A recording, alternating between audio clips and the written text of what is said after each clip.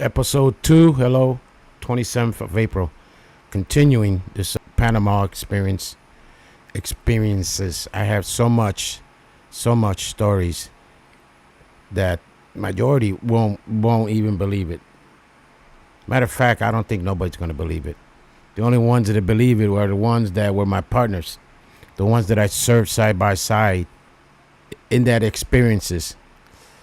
Remember, I was bilingual. There was only 3 of us stationed on the Cologne side, which is we consider the Atlantic side. I was stationed in Fort Gulick, and where Jungle School and School of America is located at.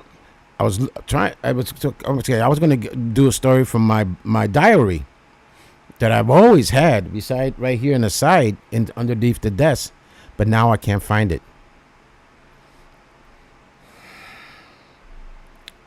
It mysteriously disappeared. Remember, I just went through a D,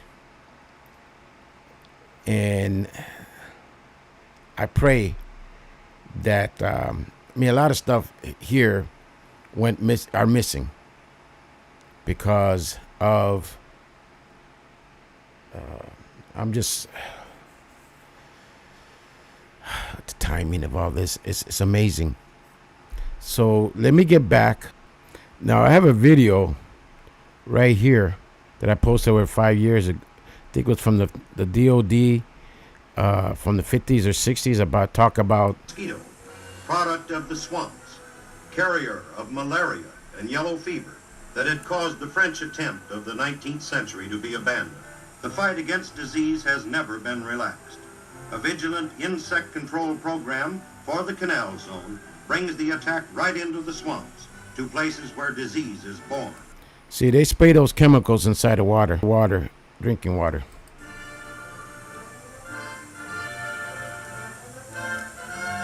Every resource of medical knowledge has been brought into the fight against tropical sickness which, if left unchecked, could endanger the security of the Americans.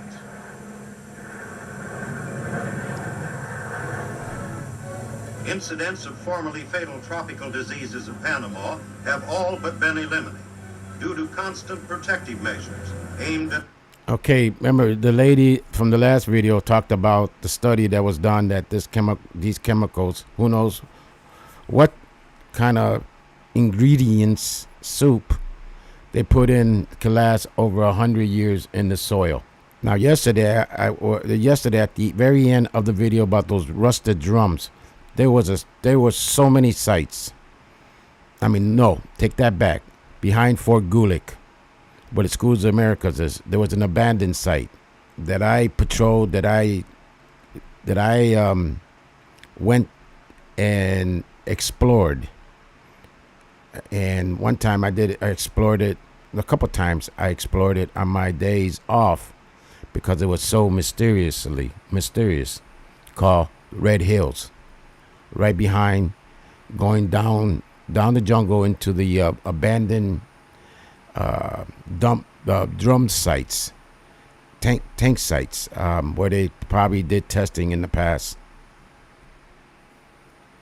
And half buried, rusted out barrels. I still remember that clear as day. And so there is evidence of spraying chemicals on a daily basis with the mosquito trucks.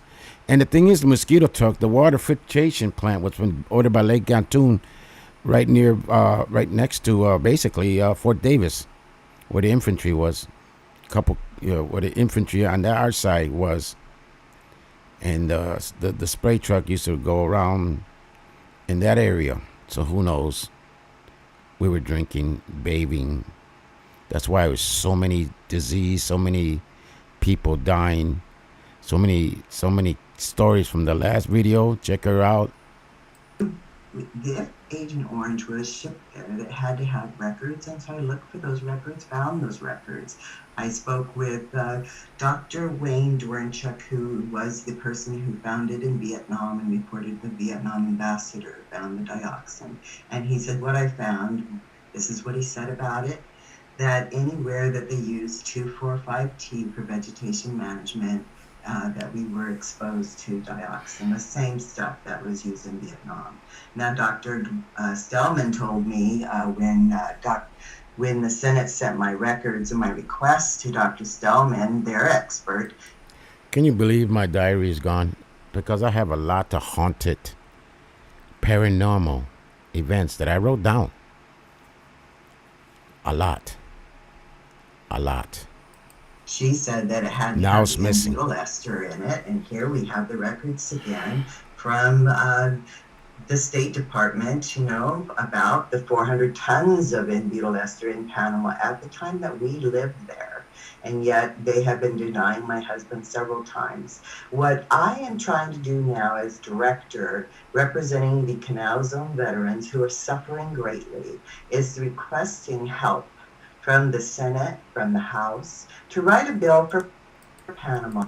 And President Trump, if anybody could get a contact of President Trump and the new VA, Doug Collins, to check into this. There's a reason why this information is being calladito. Remember, I was bilingual. I spoke with the Guardia Nacional. Matter of fact, I was their favorite. They invited me to go to their hometowns and, towns in the Chiba Chiba bus. That's like a bus down there that looks like a Christmas tree. I mean, it looks like it's decorated like Christmas, Christmas lights around it. And no air conditioners. I mean, it's from the they're like buses from the 1950s, 60s. Old buses, but they converted it into transportation. To add it to the list of places where these chemicals were shipped. Oh, yeah. Look at those drums back there. There's a whole bunch of rusted drums. And since this is abandoned now, or the Panamanians have it, they took those drums, not knowing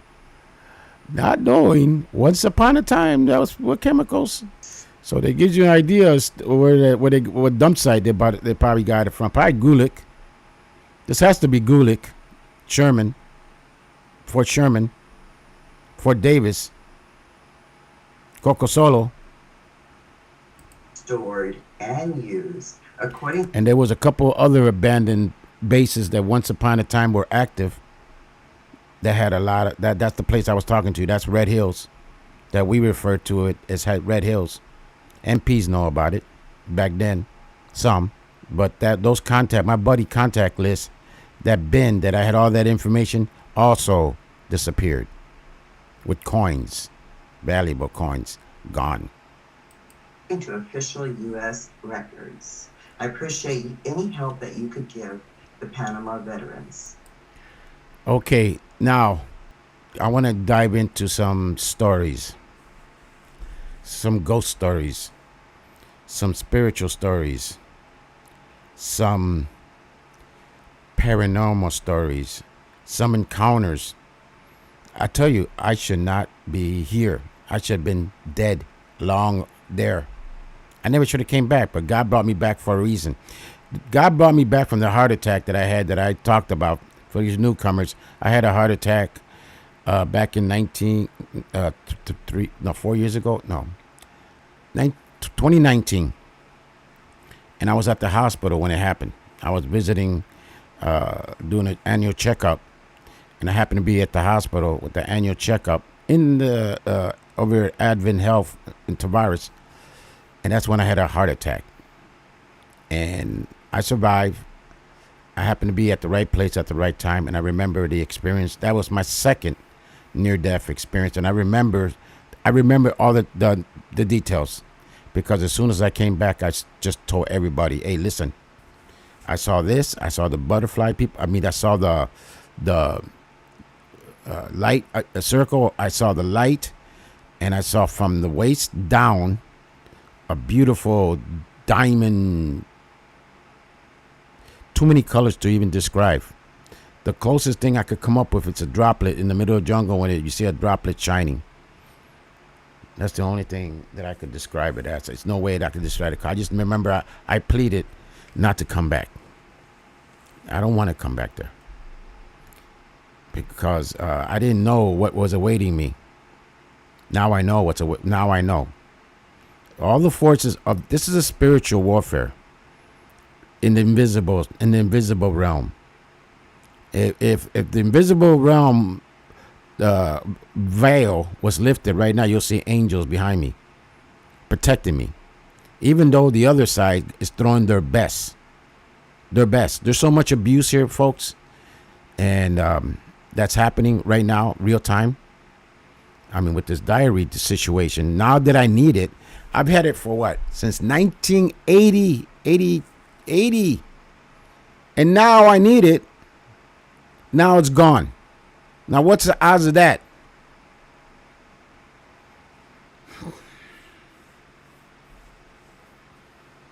You know, people are used and don't even know it to do the devil's work.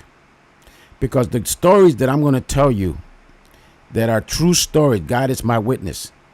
I mean, since I don't have the diary in front of me and I don't have all those news articles from Devil's Beach, there's a place called Devil's Beach in Fort Sherman.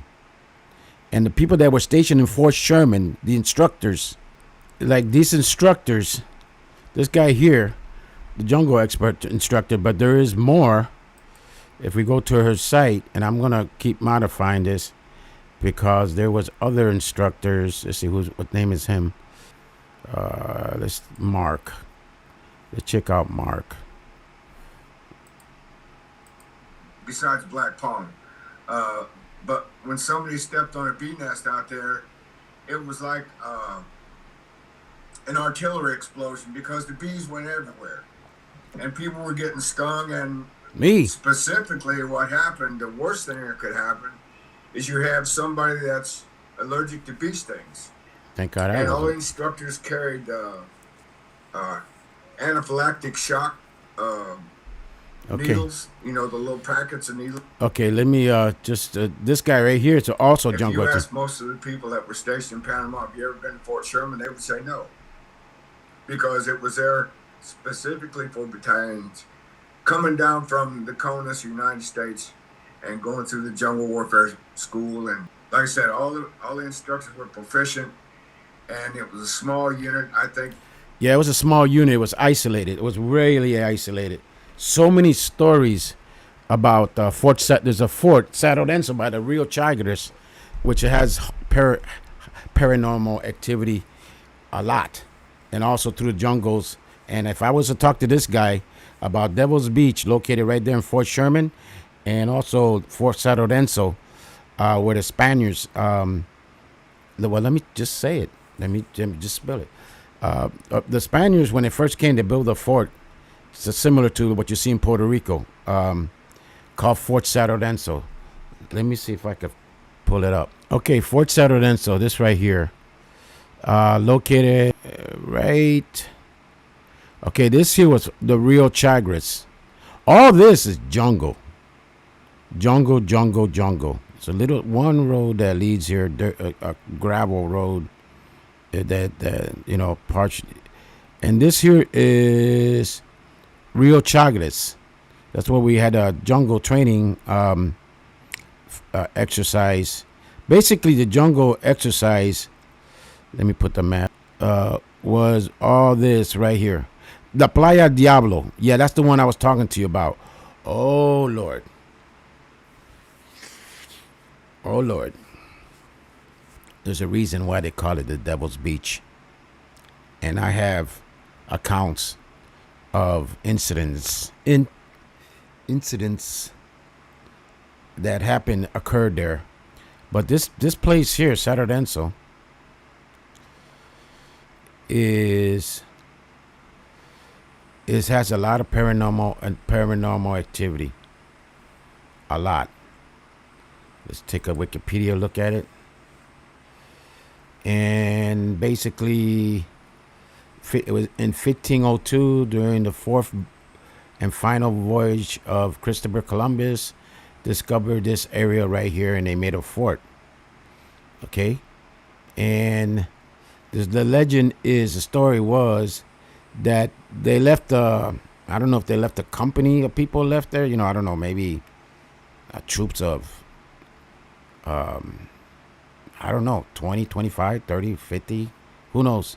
But the story is, when they came back from to they couldn't find what happened to the troops, and they searched and searched and didn't find no bodies or anything. They think that the Indians at the time, I don't know what the Sandblast Indians, that's not too far from Portobelo, which is another site of the a statue of Jesus Christ, that I have eyewitness accounts of sweat and pictures. But again, a lot of my information was stolen, but I might be able to get one if I'll look around. But again, a lot of my stuff has been destroyed. But as far as paranormal activity, remember, I was bilingual. There was only 3 Spanish, so I was able to communicate with the locals and the Indians and the Guardia Nacional. The Guardia Nacional was basically after they liked me a lot. And one of my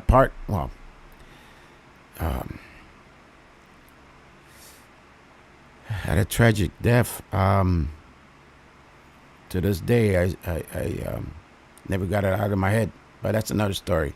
If I tell it. Yeah, so this place is haunted. Remember one time, let's see if we can find a map. Remember one time we were the roving patrol. It was only one roving patrol at Fort Sherman.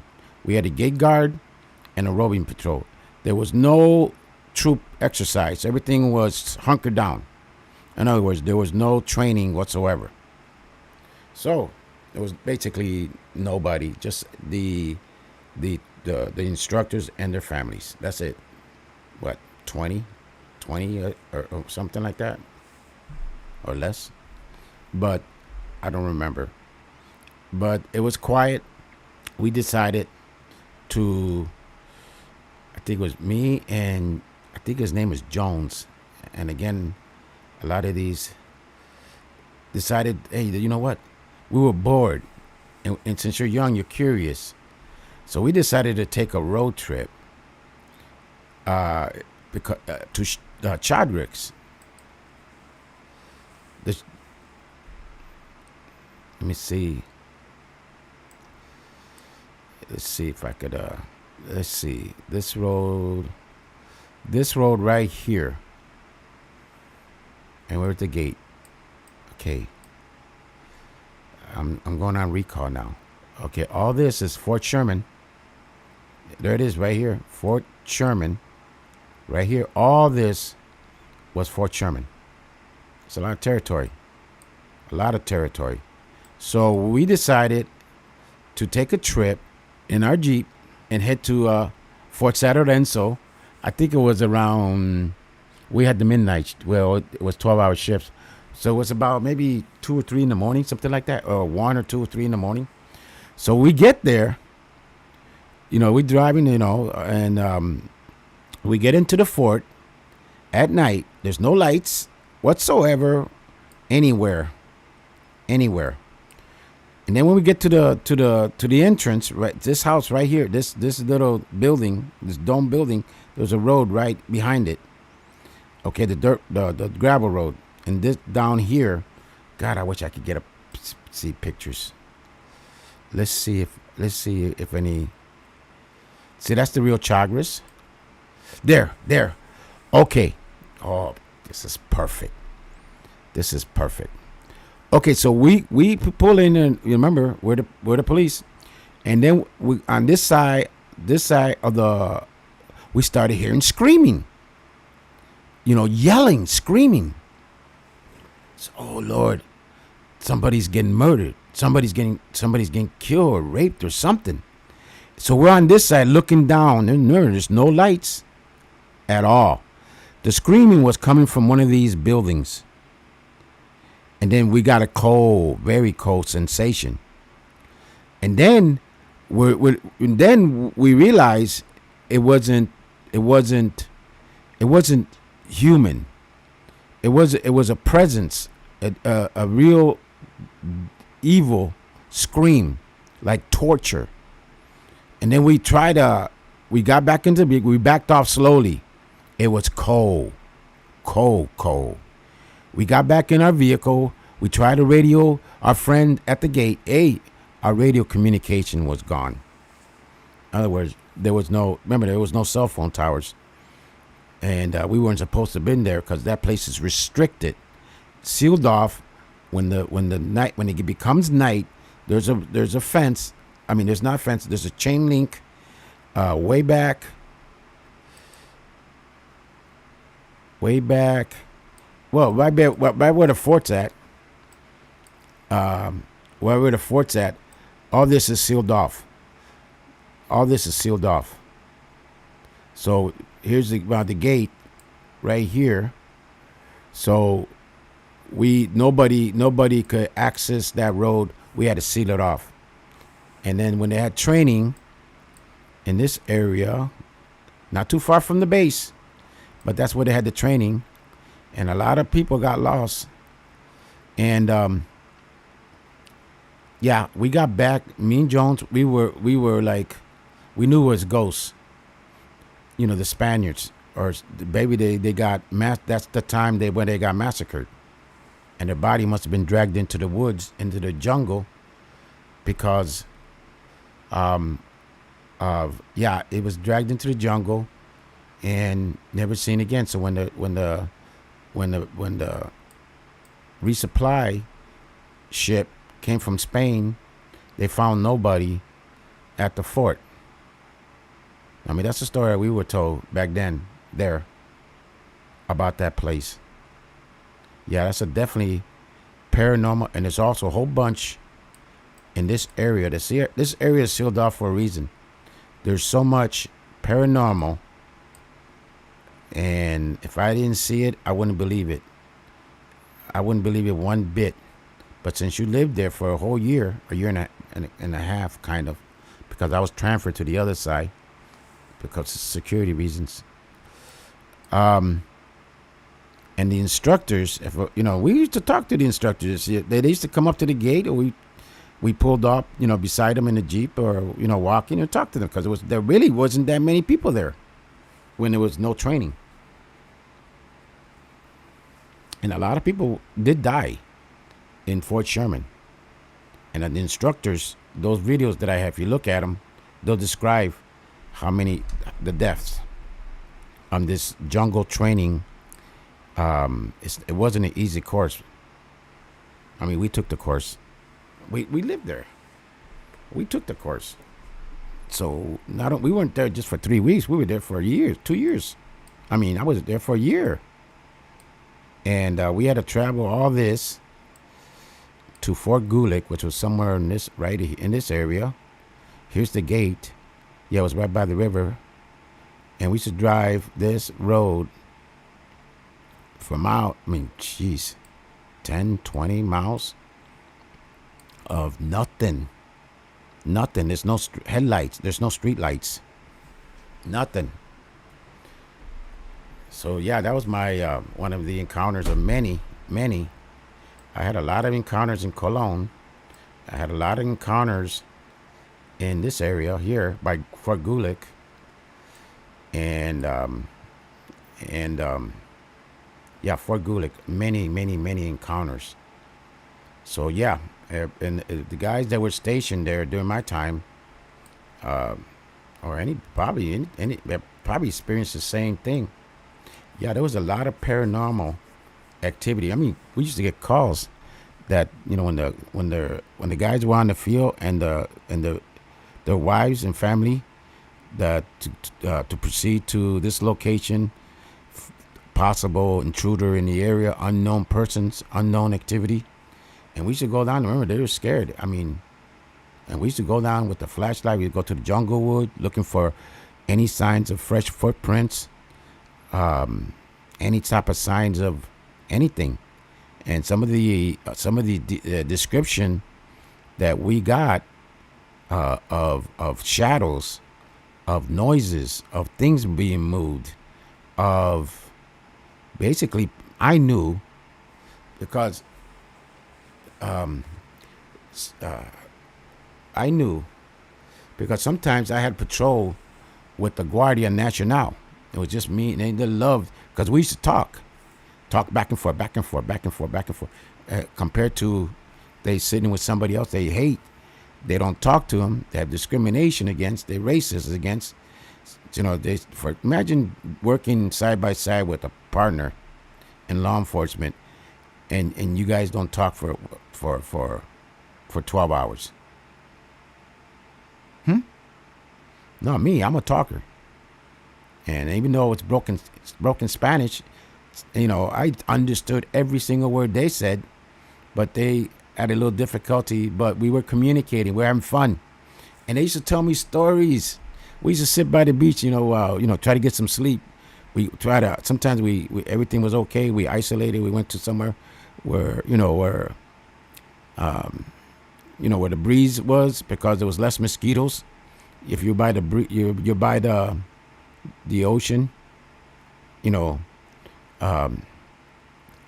then we just slept. Not slept. We took meditation naps. But there was a lot of time they used to tell me stories. Everybody, I used to always get a different Guardia Nacional. After a while, you develop, and they give me their phone numbers. Their address to go visit them in this town, that town, because a lot of them are detached to be there for a stint. You go, okay, you're going to be stationed 3 months at this location, and you have to leave your, Guardia Nacional, like the police of the entire Panama. I had guys. I got on the Chiba bus. These towns right here, I visited it. I got as far as David. And then when I was getting over here, I had to turn around. Where was it? Yeah, right before the border, because I couldn't, So I went travel all this and Chiba bills. And everybody, when I got back to my base, when I had to leave, everybody thought I was crazy. You could have been killed. You could have been robbed. But nobody robbed me because I was protected. And when I got to a lot of these towns, when you see the Guardia Nacional, you introduce yourself. You know what I mean? I say, hey, my friend, and Guardia Nacional, you got their cards right here, your name, and this piece of paper or this booklet, and it's, oh yeah, that's my he's my compadre, he's my or he's my friend. Yeah, we know about it, or they know. They had the respect because the Guardia Nacional, there wasn't that many, so they all knew each other basically. Especially if you're in the same town, and they get detached to this sector, or they go to the other one over there by Fort Clayton side. So we used to tell me a lot of stories about brujeria, and what to watch out for, the legends. See, they know the legends, and I experienced a lot of those. Not a lot of those legends. There were so many legends of paranormal, ghosts. See, because you know how many people died here when they were building this canal? What, 25, 30, 40,000? Something like that. And what the Spaniards did to the Native American, the Indians back down there, especially over here by the San Blas. Where is it? Where's Portobelo? Portobelo, where are you? Portobelo. All this is San Blas Indian territory. And I travel, let's see, where's Portobelo? Adios, cara. Now I can't find it. Let's see it. Now I can't find it. So there it is right there, Portobelo. Yeah, it's another fort. Let me punch in there. Portobelo, yes. That's another fort to Spaniards, but this was small. The legend here is about the Cristo Negro, the Black Christ, the statue. Legend has it, Spanish ships that had was bringing it from Spain, and it sunk somewhere in a storm, a hurricane probably. And they were expecting that, they're going to build a little church. So the statue se llama Cristo Negro, and the legend's there. Well, the ship sunk, and one day the guy doing the outlook in the bay spotted something in the water, and they went and retrieved it. The fishermen, they retrieved it, and it was a statue that came from Spain, and it was like that. It came out like that. It turned to the Black Jesus. Okay, and that's why they call it Cristo Negro. And the story, I have a picture, or I had the picture. My ex, I showed it to her. I guess she didn't want to see it. But the pictures that I had that was destroyed, stolen, lost, showed, because there was see, I follow legends. I was like the ghost adventures you see today on TV. That's why I love them, because I did the same thing when, looking for, ghost hunters, legend hunters. Over here, there's the Guardian National used to tell me, hey, over here, there's a legend of this. And if I had the opportunity, the time, I went and try to find out. Too bad I didn't have a YouTube channel back then. I probably had 1 million. And then by that time I had money, I could do production. And okay, so the legend, getting back to this legend here. So they retrieved it. So they made a church.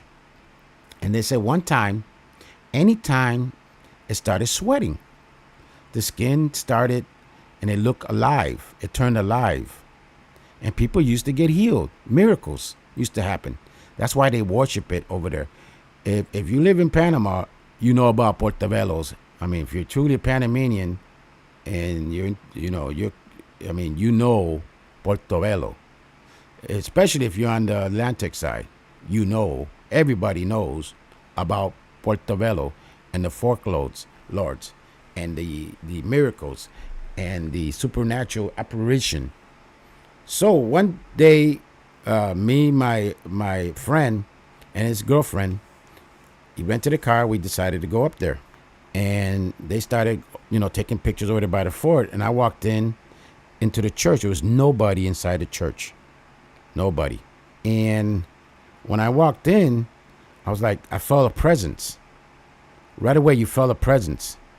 I felt a beautiful, calming presence.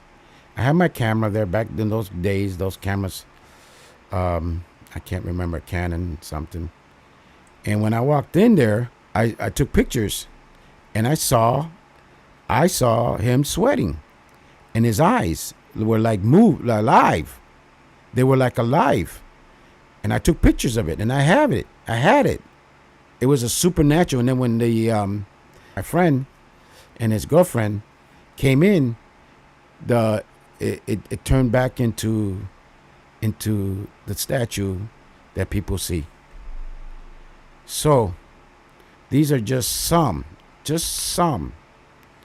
of, I was like the Panama ghost adventure, the Panama ghost hunter, the Panama, because a lot of these supernatural events came to me. Why?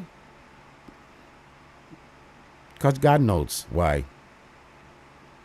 And a lot of these stories, if I had a better communication skill and a better production for this and that, how to write, I could have wrote a book about all the experiences that I encountered in the jungle that were definitely supernatural or from a different dimension or different reality.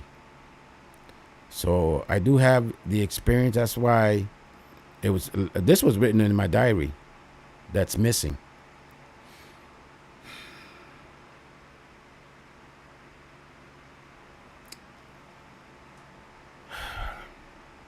Okay, that's my story for now. I'm just going to continue doing this. I'm not going to stop because there's more. I haven't got to I have not even touched the tip of the iceberg of stories and folklore. Till next time.